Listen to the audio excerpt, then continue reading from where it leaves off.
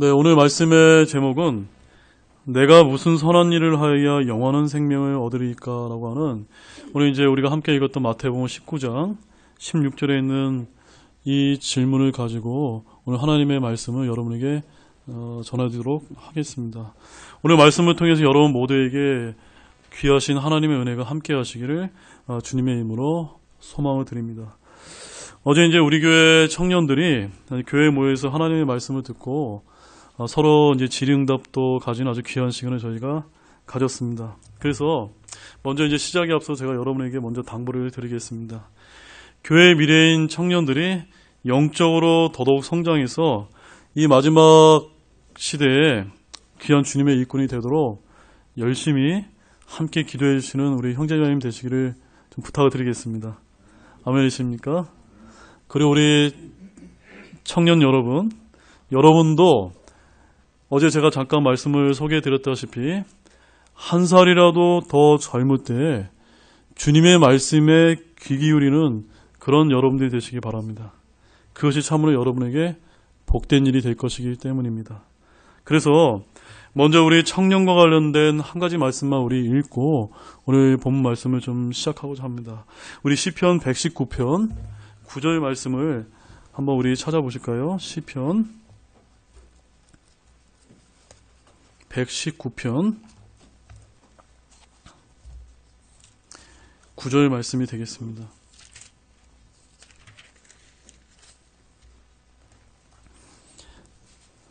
자, 시편 119편 9절 말씀 찾아서 우리 한 목소리로 읽겠습니다. 청년이 무엇으로 자기 길을 깨끗하게 하리이까? 주의 말씀에 따라 자기 길을 조심함으로 하리이다.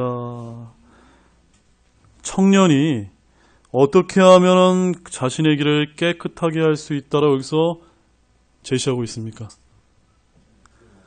예.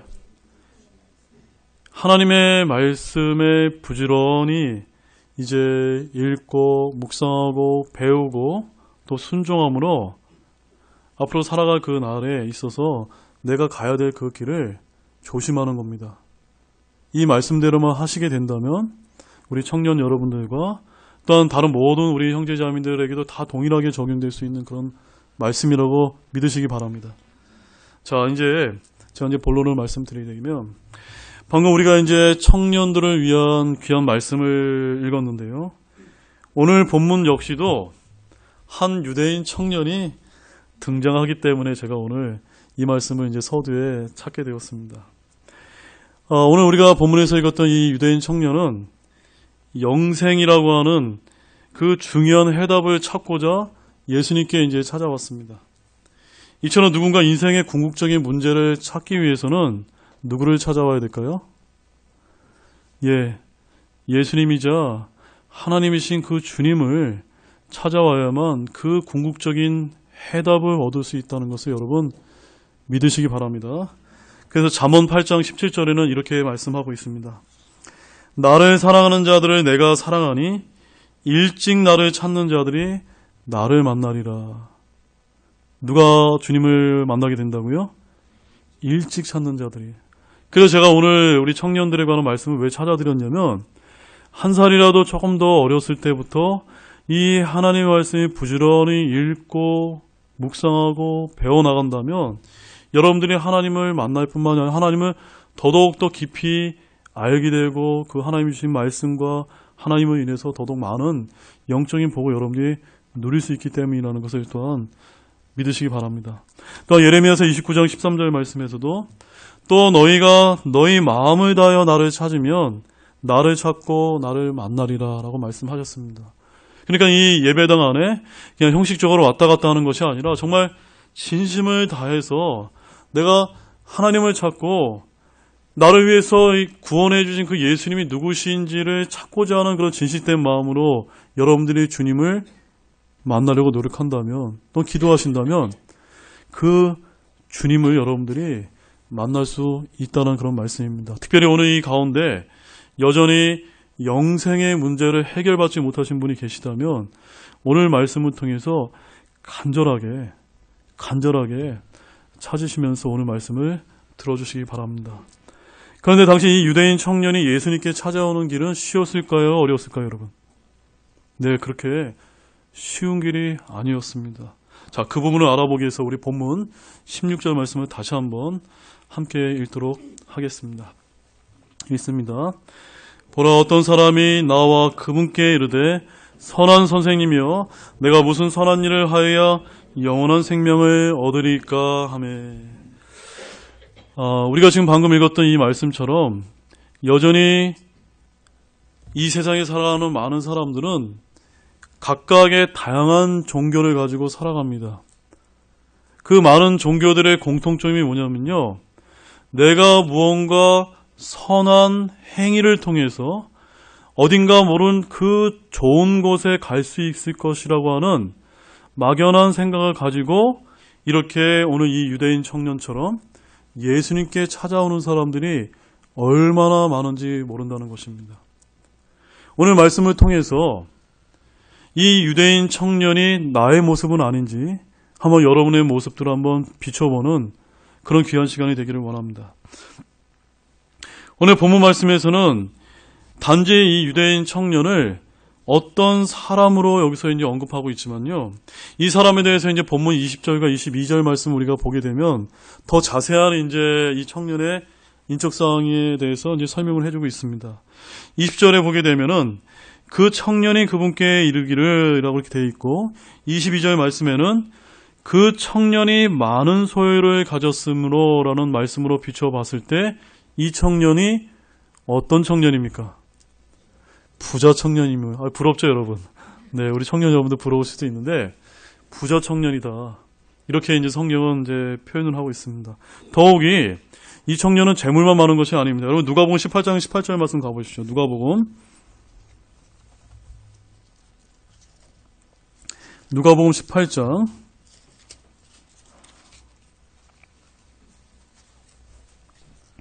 18절도 한번 같이 읽겠습니다. 어떤 치리자가 그분께 여쭈어 이르되 선한 선생님이여, 내가 무엇을 하여야 영원한 생명을 상속받으리까 하매. 여기는 또 어떻게 표현되고 있죠? 치리자다. 영어로는 룰러입니다. 룰러. 그러니까는 지금으로 말하게 되면 아주 전도 유명한 젊은 정치인 정도 되는 것 같습니다.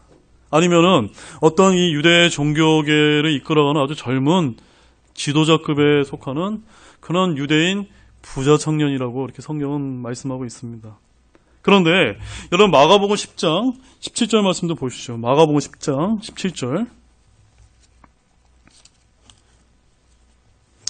마가복음 10장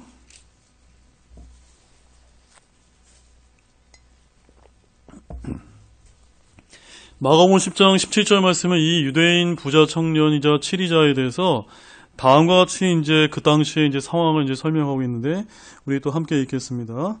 그분께서 길로 나아가실 때 한 사람이 달려와 그분께 무릎을 꿇고 그분께 여쭙되 선한 선생님이여, 내가 무엇을 하여야 영원한 생명을 상속받으리까 하매.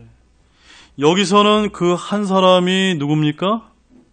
우리가 방금 읽었던 그 유대인 부자 청년이자 치리자인 그 한 사람이다라고 성경은 이렇게 마태복음과 누가복음과 마가복음이 각각 다르게 이제 표현하고 있습니다. 그런데 이 청년이 지금 어떻게 찾아왔습니까? 그것이 언제 일어났습니까? 바로 이 사건이 일어난 곳이 공개적인 장소인 길이었다는 것을 우리에게 지금 알려주고 있습니다. 이때 한 사람으로 표현된 어떤 치리자가 달려와서 그분께 무릎을 꿇고 그분께 여쭙고라고 성경은 그렇게 이제 기록을 하고 있습니다. 그래서 이런 것들을 모두가 다 우리가 정리를 해보게 되면 이 사람은 부자입니다. 치리자입니다. 율법을 성실히 준행하는 모범적인 청년이었다는 걸 우리가 알 수가 있습니다.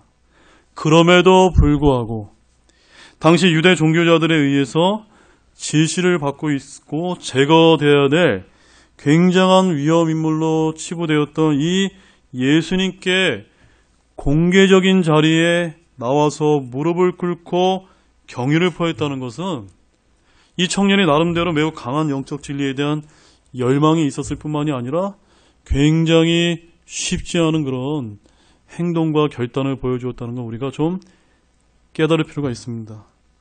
맞죠, 여러분? 당시 이제 유대 사회 전체에 흐르는 우리 기류를 우리가 이제 살펴보게 되면 이 청년이 예수님께 찾아온 것은 정말로 쉬운 길이 아니었습니다. 용기와 결단을 필요로 한다는 것을 꼭 이해하시기 바랍니다. 마찬가지로 여러분도 주님을 만나기를 소망하십니까? 하나님을 더 깊이 여러분들을 아시기를 원하십니까? 그렇다면 여러분 어떻게 해야 되죠? 이 청년처럼 용기 있는 결단이 필요합니다. 네.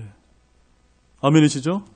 바로 유대인의 종교 엘리트들이 예수님을 달가워하지 않는 데다가 자신의 사회적인 지위에 악영향을 줄 수도 있었기 때문에 이 유대인 청년은 보십시오. 재물도 많았어요. 자신의 위치도 치리자였습니다. 얼마나 그 자신의 지위에 이 예수님을 만난다는 것이 좋지 않은 영향을 주었을 것이라는 것을 우리가 어렵지 않게 우리가 상상해 볼 수가 있습니다. 그럼에도 불구하고 아주 이 청년은 신중하게 내린 결정이었다는 것을 우리가 여기서 알 수가 있습니다. 그러나 그가 예수님을 찾아온 목적이 뭐였습니까? 바로 영원한 생명의 길이 어디에 있는지를 저 예수님을 내가 찾아간다면 알 수 있을 것이다 라고 생각해서 그가 찾아갔습니다.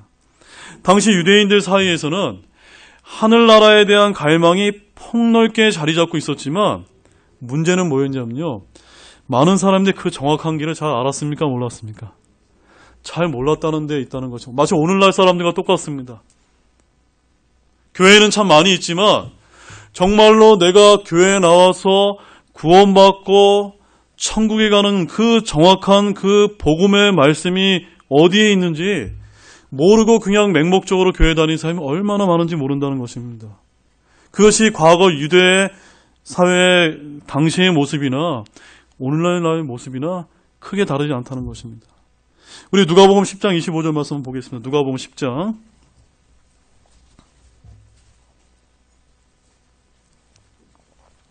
우리 이제 누가복음 10장 25절 말씀을 보게 되면 이 유대인 청년이 예수님께 찾아오기 전에 또 하나의 한 사람이 예수님께 찾아왔던 것을 지금 기록하고 있는데 누가복음 10장 25절 말씀도 같이 한번 읽도록 하겠습니다. 보라 어떤 율법사가 일어나 그분을 시험하여 이르되 선생님이여 내가 무엇을 하여야 영원한 생목을 상속받으니까 하매 여기서 지금 누가 찾아왔습니까?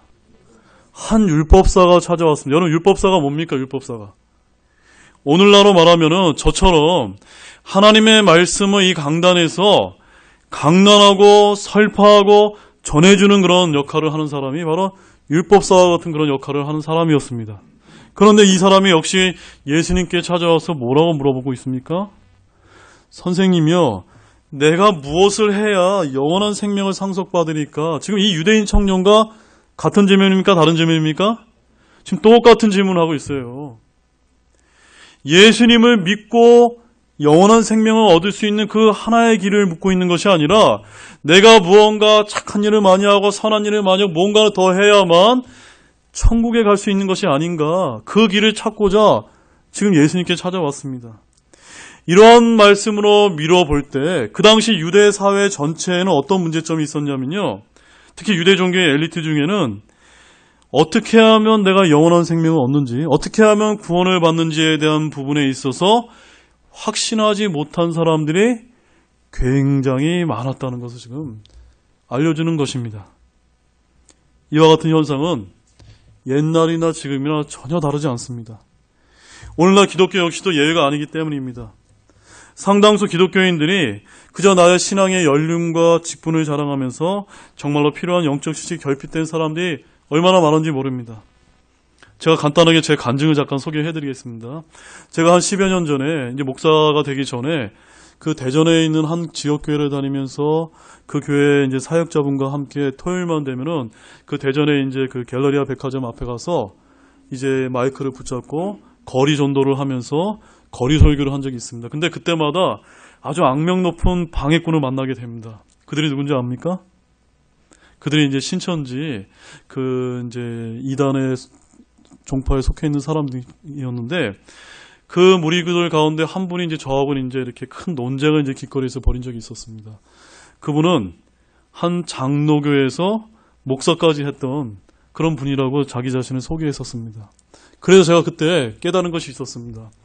아, 목사님이라 할지라도 내가 어떻게 구원을 받는지를 정확히 모르고 저렇게 이단에 빠지는 사람도 있구나 라는 걸 제가 그때 처음으로 뼈저리게 이제 깨달은 바가 있다는 것입니다. 마치 옛날의 유대 종교의 엘리트 지도자들처럼 이러한 현상이 목회자들 가운데서도 나타나게 된다는 것을 알게 되었다는 말씀입니다. 이들은 참으로 구원받기 위한 참된 영적 지식이 결여된 자들이 아닐 수 없습니다.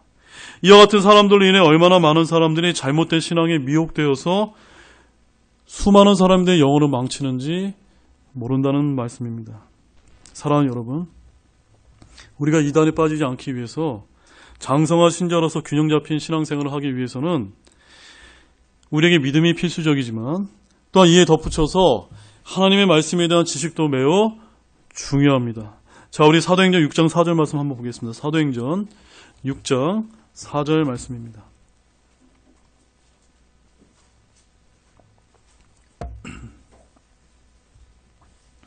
사도행전 6장 4절 말씀입니다. 자, 우리 다 찾으셨으면 같이 읽겠습니다. 오직 우리는 계속해서 기도와 말씀 사역에 전념하리라 하니라.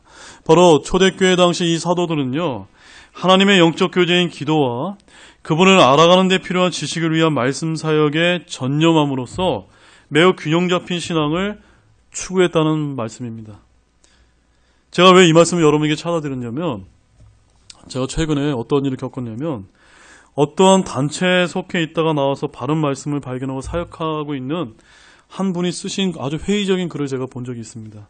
그분이 그 글에서 이제 뭐라고 썼냐면요, 저와 저희들처럼 바른 말씀과 교리를 추구하는 지역교회 목회자들이 너무 지식만 추구한다로 이렇게 비판하는 그런 글을 제가 본 적이 있는데, 제가 그 글을 보면서 어떤 면에서는 저 역시도 일리가 있고 공감이 되는 부분이 있기도 하지만 과연 그런 비판이 합당한지 제가 의문을 가지지 않을 수가 없었습니다. 왜냐하면 저도 약 20년이 넘게 이렇게 독립침례교회에서 바른 말씀과 교리를 배우고 신앙생활을 하면서 동일한 모습을 못 본 것은 아니지만 그때마다 저는 비판적인 생각이 들기보다는 함께 기도하고 부족한 나 자신을 바라보면서 더더욱더 주님을 아는 지식을 추구했던 그런 경험을 통해서 내가 이 길을 걸어왔기 때문입니다. 여러분, 그 길이 맞다고 생각되어지십니까? 자, 여러분 베드로후서 1장 5절 말씀 보시죠. 베드로후서 1장 5절 말씀입니다. 베드로후서 1장 5절 말씀입니다. 자, 거기에서는 이제 믿음에서 자라라라고 이제 말씀하시면서 뭐라고 말씀하시는지 같이 읽겠습니다. 이것과 더불어 열심을 다하여 너희의 믿음의 덕의 지식을. 그러니까는 저와 여러분들이 성경 지식을 쌓는 것만 중요한 것이 아니라 무엇이 지금 더 필요하다고 말씀하고 있습니까? 일단은 먼저 믿음이 필요합니다. 그 다음에 무엇이 필요하죠? 덕이 필요합니다. 여러분, 덕이 뭡니까? 덕은 여러분 신앙 인격입니다. 신앙 인격. 그러니까는 내가 예수님을 알아가면 알아갈수록 남을 비판하고 판단하고 정죄하는 것이 그게 다가 중요한 것이 아니라 무엇이 필요하다는 겁니까? 정말 다른 이웃과 내 지체와 형제들을 사랑하는 마음, 그 올바른 신앙 인격을 갖추는 가운데 하나님의 말씀을 추구하는 것이 필요합니까? 안 필요합니까? 필요하다는 말씀입니다. 그래서 6절과 7절 말씀에도 같이 읽어보시면 지식의 절제를, 절제의 인내를, 인내의 경건을, 경건의 형제의 친절을, 형제의 친절에 사랑을 더하라. 마지막으로는 무엇으로 귀결이 됩니까? 사랑으로 귀결됩니다.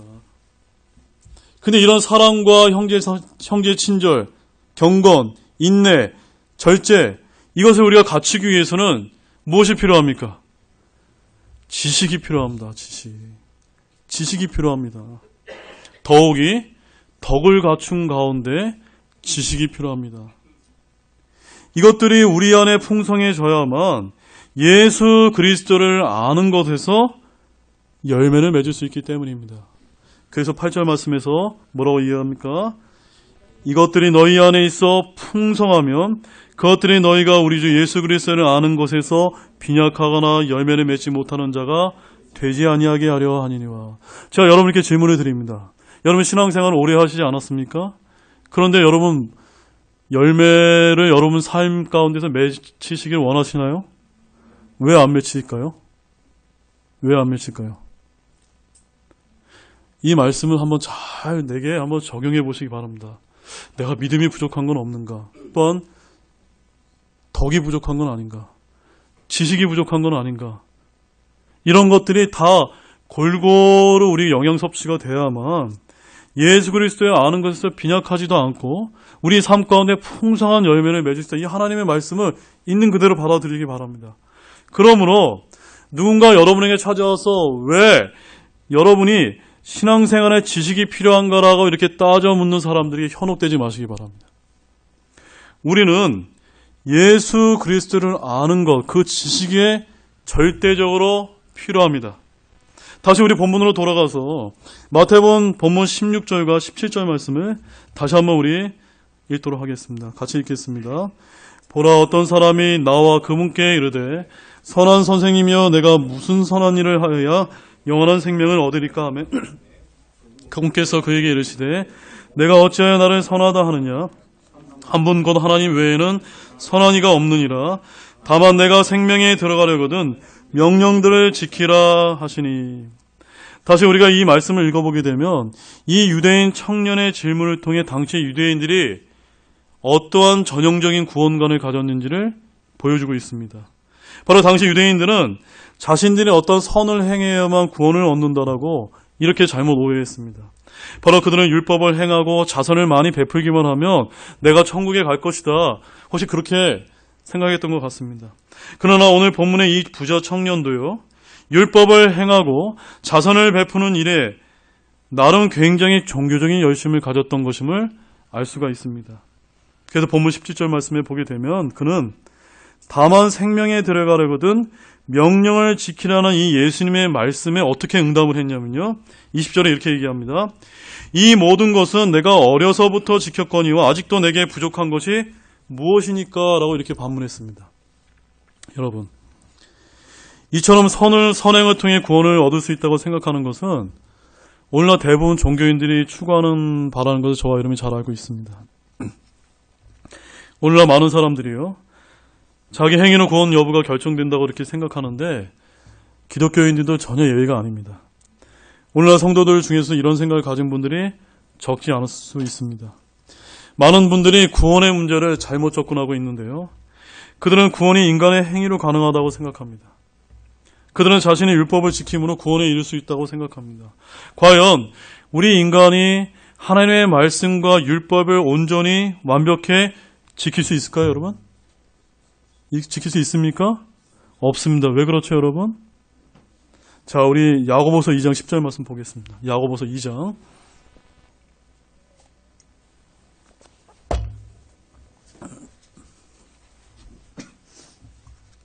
야고보서 2장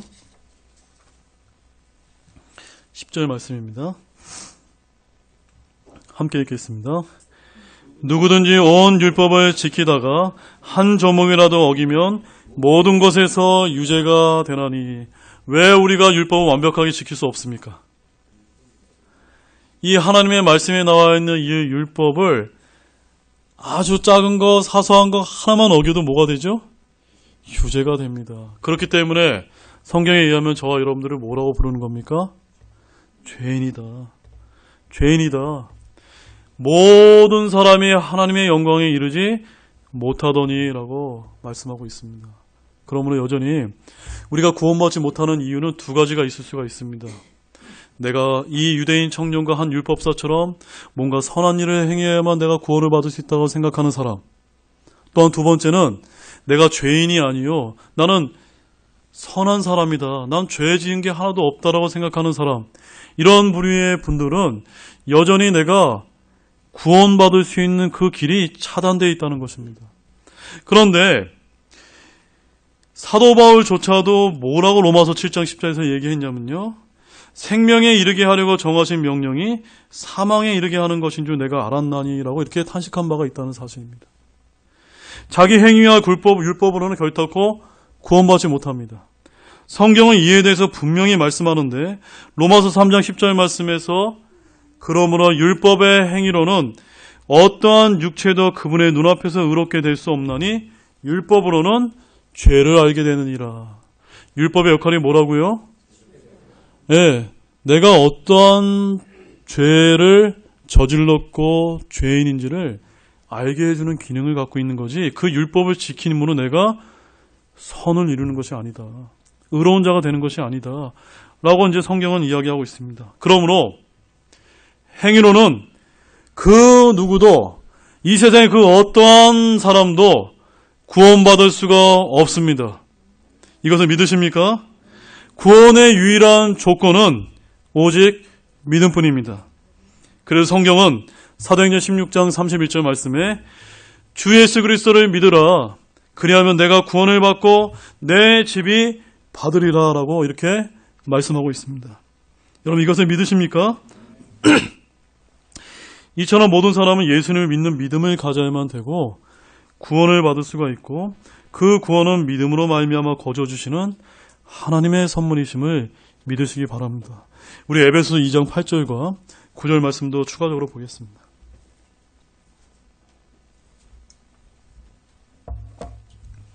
에베소 2장 8절과 9절 말씀이 되겠습니다. 같이 읽겠습니다. 너희가 믿음을 통해 은혜로 구원을 받았느니 그것은 너희 자신에게서 난 것이 아니요 하나님의 선물이니라. 행위에서 난 것이 아니니 이것은 아무도 자랑하지 못하게 하려 함이라. 여러분, 혹시 내가 구원받았다고 자랑하시는 분이 계십니까? 내가 이러이러한 행위를 해서 나 구원받았어 라고 자랑하시는 분은 없으시죠? 그런 분이 있다면 내 구원을 다시 한번 점검해 봐야 됩니다. 나의 어떠한 의로운 행위로도 하나님 앞에 의로운 자가 될 수가 없습니다. 우린 다 모두가 죄인입니다. 오직 하나님의 은혜로 예수 그리스도를 받아들임으로 인해서 나는 구원받을 수 있을 뿐이라고 말씀하고 있습니다. 이것은 하나님의 선물입니다. 그러면 여러분 가운데 여전히 구원받지 못하고 구원을 확신하지 못하는 분이 있다면 어떻게 하면 되죠, 여러분? 이 하나님의 선물을 어떻게 하면 됩니까? 그냥 받기만 하면 됩니다. 여러분, 선물 좋아하시죠, 여러분? 선물 어떻게 하면 됩니까? 그냥 받기만 하면 돼요. 선물 그냥 거부하는 사람은 별로 없잖아요. 이거 하나님의 귀한 선물, 너무너무나 귀한 선물입니다.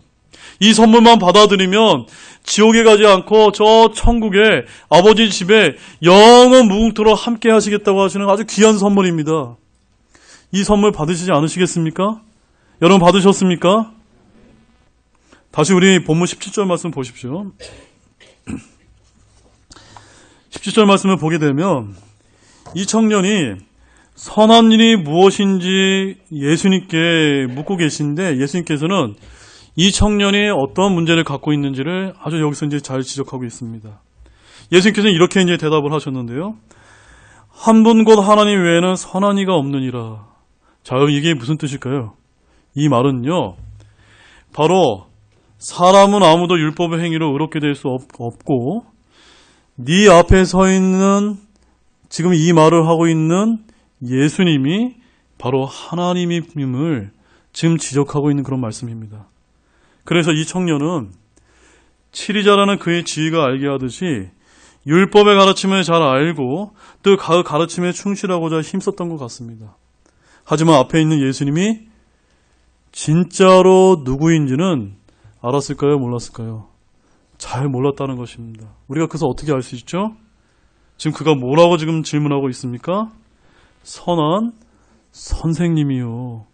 내가 어찌하여 그 영원한 생명을 얻을 수 있습니까? 뭔가 행위를 통해서 영원한 생명을 얻을 수가 있고, 지금 이 내 앞에 서 있는 그 예수님이 나의 구원자가 아니라 훌륭한 스승이요 선생님으로 지금 바라보고 있다는 사실입니다. 아직도 자기가 속한 종교적인 틀에서 벗어나지 못한 채 지금 영생의 길을 지금 묻고 있습니다. 구원을 위한 첫 번째 단계는, 따라해 보십시오. 구원을 위한 첫 번째 단계는 예수님을 제대로 발견하는 것입니다. 바로 예수님을 인격적으로 아는 것입니다. 예수 그리스도에 관해서 머리로만 아는 것이 아니라 마음으로 알아야 된다는 말씀입니다. 요한복음 17장 3절 말씀 가보겠습니다. 요한복음 17장 3절 말씀입니다. 요한복음 17장 3절 말씀입니다.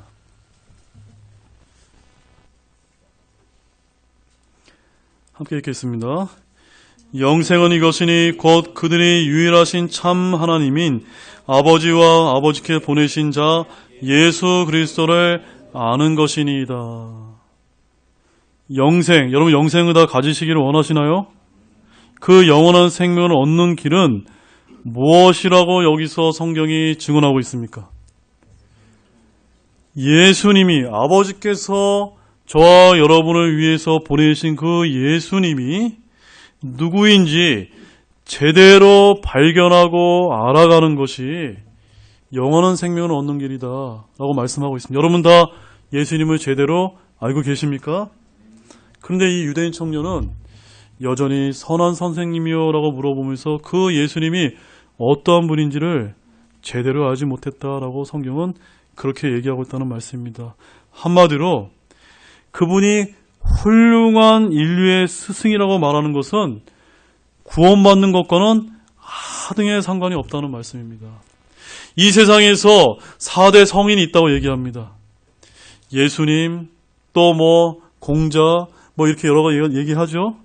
그렇게 얘기하는 사람은 오늘 이 유대인 청년의 질문과 다르지 않다는 말씀입니다.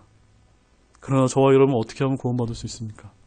로마서 10장 9절 말씀을 같이 한번 찾아서 읽겠습니다. 로마서 10장 9절 말씀입니다. 로마서 10장 9절 같이 읽습니다. 내가 만일 내 입으로 주 예수님을 시인하고 하나님께서 그분을 죽은 자들로부터 살리신 것을 내 마음속으로 믿으면 구원을 받으니. 먼저 첫 번째는 예수님이 선한 선생님이 아니라 나의 죄 문제를 해결해 주실 구원자이자 구세주로 믿어야만 됩니다. 그 다음에 그분께서 나의 죄들로 인해서 죽으시고 묻히시고 다시 부활하신 것을 입으로 시인하고 마음으로 내가 깨닫고 믿게 될 때 뭘 얻게 됩니까? 하나님의 선물인 구원을 받게 된다라고 말씀하고 있다는 것을 우리가 꼭 기억할 필요가 있습니다. 자, 우리 본문 21절 말씀 다시 한번 돌아가 보겠습니다. 본문 21절 우리 함께 읽겠습니다. 예수님께서 그에게 이르시되 내가 완전하게 되려거든 가서 내 소유를 팔아 가난한 사람들에게 주라. 그리하면 하늘에서 내게 보화가 있으리라.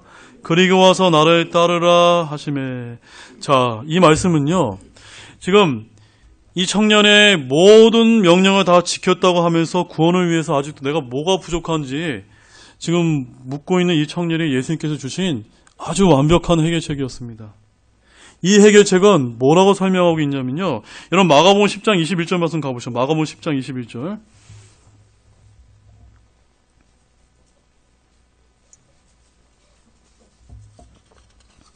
마가복음 10장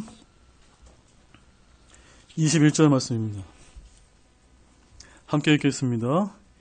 이에 예수님께서 그를 보시고 그를 사랑하사 그에게 이르시되 내가 한 가지 부족한 것이 있으니 내 길로 가서 내게 있는 것은 무엇인지 팔아 가난한 사람들에게 주라. 그리하면 하늘에서 내게 보화가 있으리라. 그리고 와서 십자가를 지고 나를 따르라 하시매. 자, 이 말씀 잘 보셔야만 됩니다. 지금 잘못된 구원관을 가지고 와서 예수님께 찾아왔던 이 부자 청년이 지금 예수님께 선한 선생님이요, 내가 어떤 선한 일을 하여 영원한 생명을 얻을 수 있습니까? 라고 이렇게 잘못된 질문을 하였음에도 불구하고 예수님께서는 이 청년을 강하게 질책하시면서 지적하시면서 꾸짖으시면서 이런 해결책을 주신 것이 아니라 뭐라고 지금 말씀하고 계시죠? 그를 보시고 그를 사랑하사 그러니까 지금 이 유대인 청년이 어떠한 문제를 갖고 있는지 주님께서 너무나 잘 알고 계시면서 완벽하신 사랑의 해결책을 지금 주고 계시다는 것을 주목하시기 바랍니다. 바로 주님의 관심이 어떠한 것인지를 우리 알게 합니다. 주님의 이 말씀은요, 한편으로는 부자 청년이 하나님의 명령을 준수함에 있어서 불충분했음을 암시해주고 있습니다. 내게 한 가지 부족한 것이 있으니 라는 이 말씀이 이 모든 것을 증명해 줍니다. 예수님께서 보실 때 이 부자 청년의 문제가 무엇이었을까요? 바로 이웃사랑이 자기 만족 수준에 머물렀던 것임을 지적하고 계십니다. 바로 이 부자 청년은 비록 가난한 자에게 자선도 베풀고 이웃을 해하는 일들을 행하지 않았지만 그것은 다만 자신의 율법의 요구에 대한 형식적인 반응이었을 뿐이지 정말 진정으로 마음에서 이웃을 자기 몸과 같이 사랑해서 행한 것이 아니었습니다. 만약 부자 청년이 이웃을 자기 몸과 같이 사랑했었다면 그는 이미 자기의 전 재산을 팔아서 가난한 자들을 구제했을지 모른다는 사실입니다. 그럼 예수님은 이 부자 청년의 그런 속 중심을 간파하시고 영생을 얻기 위한 첫 번째 조건이자 사랑의 해결책으로 소유를 팔아서 가난한 사람에게 나눠주라라고 이렇게 말씀해 주셨습니다. 여기서 우리는 이 말씀을 다르게 여러분 이해하지 마시기 바랍니다. 주님께서 문제를 삼으신 것은 청년이 영생을 사모하면서도 그 물질에 대한 그 부에 대한 집착 때문에 자기를 부인하기 힘들었다는 점입니다. 뭘 부인하기 힘들었다고요? 자기 자신이 부인하기 힘들었다는 것입니다. 그런데 저와 여러분들 이 하나님의 말씀에 따라서 장성한 신자가 되기 위한 첫 번째 단계가 무엇인지 아십니까? 그것은 따라해 보시죠. 자기 부인. 네, 자기 부인을 하셔야만 저와 여러분이 구원을 받을 수가 있고 장성한 그런 신자가 될 수 있다는 것을 믿으시기 바랍니다. 우리 마태복음 16장 24절 말씀 가보죠. 마태복음 16장 24절 말씀. 마태복음 16장 24절 말씀입니다. 함께 읽겠습니다. 그때 예수님께서 자기 제자들에게 이르시되 어떤 사람이 나를 따라오려거든 자기를 부인하고 자기 십자가를 지고 나를 따르지니라. 주님을 우리가 따르는 그런 진정한 제자가 되기 위해서는 먼저 선행 조건이 뭐가 필요합니까? 자기를 부인해야 됩니다. 나 자신이 어떠한 존재라는 것을 하나님 앞에 솔직히 인정하고 그 죄에 대한 해결책으로 오신 예수님 앞에서 내가 죄인이요 그 해결책을 받겠다고 하는 그 자기 부인이 필요하다는 것을 이 말씀을 통해서 믿으시기 바랍니다. 이 모든 것을 온전히 깨달았던 사람이 한 명이 있었는데 그 사람이 누구였냐면 사도 바울이었습니다. 그 사도 바울이 얘기한 고백을 한번 보겠는데요. 빌립보서 3장 8절 말씀도 보십시오. 빌립보서 3장 8절 말씀입니다.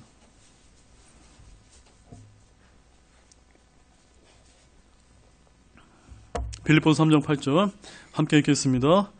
참으로 확신이 모든 것을 손실로 여김은 그리스도 예수 내 주를 아는 지식이 뛰어나기 때문이다. 내가 그분을 위하여 모든 것에 손실을 입고 그것들을 단지 배설물로 여김은 내가 그리스도를 얻고. 여러분 주님을 다 그 그리스도를 여러분 얻고 싶으십니까? 그렇다면 사도 바울이 아주 모범적인 모습을 여기서 보여주고 있습니다. 그가 예수님을 얻는 것을 뭐에다 비유하고 있습니까? 내가 그분을 위해서 이 세상에 있는 모든 것에 손실을 입고 그것을 배설물로 여긴다 할지라도 예수님만을 얻을 수만 있다면 모든 것이 충만하다 라고 이렇게 이야기하고 있습니다.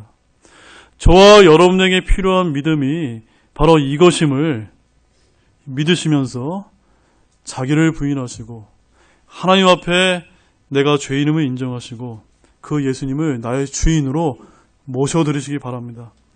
자, 그런데 본문 22절 말씀 가보겠습니다.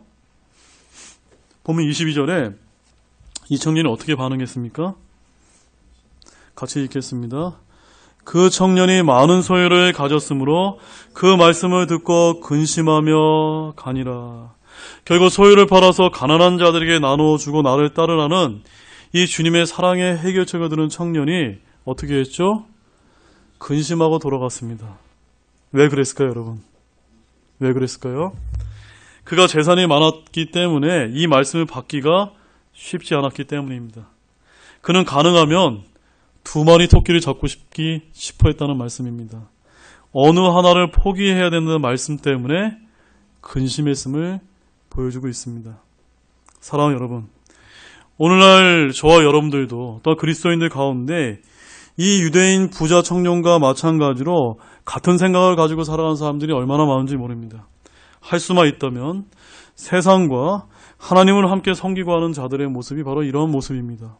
많은 사람들이 세상적인 즐거움도 내가 누리고 싶고 또한 하늘나라에도 가기를 소망하고 있습니다. 그러나 성경은 우리에게 뭐라고 제시하고 계실까요? 마지막 말씀으로 마태복음 6장 24절 말씀만 읽겠습니다. 마태복음 6장 24절.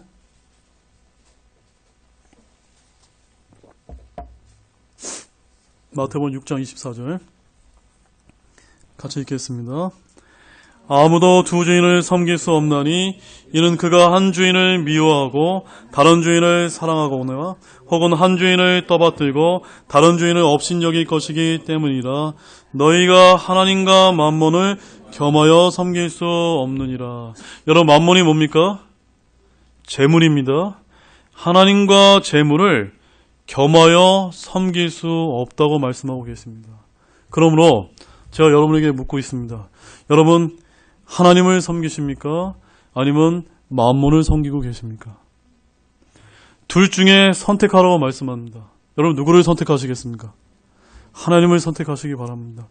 예수 그리스도를 얻는 것에 여러분의 모든 것을 다 배설물로 여기는 그 믿음을 지금은 잘 하실 수 없지만 앞으로 죽는 그날까지 한 발짝 한 발짝 한 발짝 내딛게 될 때 하나님께서 여러분의 삶 가운데 영적인 복을 충만하게 해주실 줄로 믿으시기 바랍니다.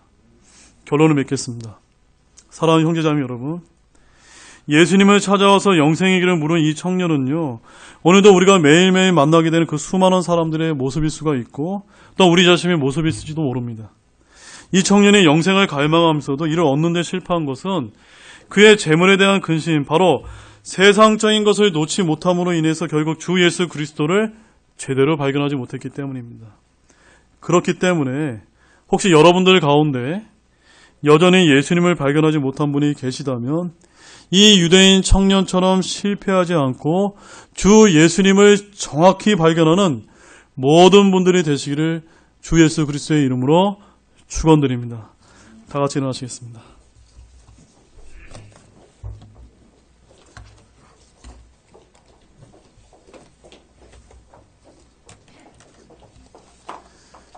다 같이 일어나서 우리 잠시 오늘 하나님 말씀을 가지고 잠시 기도하는 시간을 갖도록 하겠습니다.